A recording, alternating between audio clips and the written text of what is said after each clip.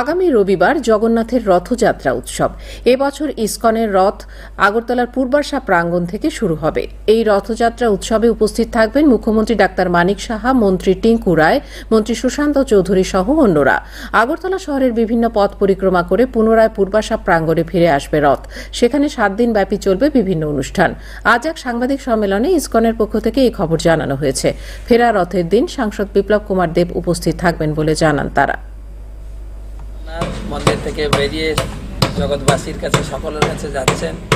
আপনার রথের দড়ি ধরে আমরা রথ মেলা শুরু হচ্ছে পূর্বাশা প্রাঙ্গণ থেকে।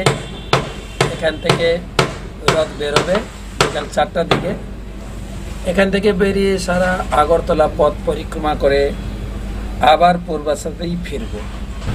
রথযাত্রায় আমাদের ত্রিপুরার সুনামধন্য মুখ্যমন্ত্রী ডক্টর প্রফেসর মানিক সাহা উনি থাকবেন মুখ্য অতিথি হিসাবে। থাকবেন টিঙ্কু রায় মহোদয় যুবমন্ত্রী, আর আমাদের food processing minister Sushanta Chowdhury মহোদয় থাকবেন, আমাদের স্থানীয় মেয়র থাকবেন, রাজীব ভট্টাচার্য মহোদয় থাকবেন এবং টিআইডিসি চেয়ারম্যান নবদল বণিক থাকবেন।